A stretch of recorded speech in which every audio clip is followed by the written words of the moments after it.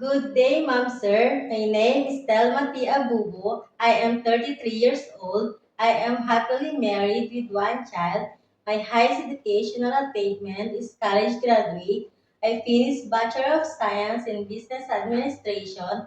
I work as household helper in the Philippines for 2 years. I serve a couple with one children. My duties are cleaning, cooking, ironing, washing clothes, and taking care of the child. The most important thing in taking care of baby is feeding and check the diaper always.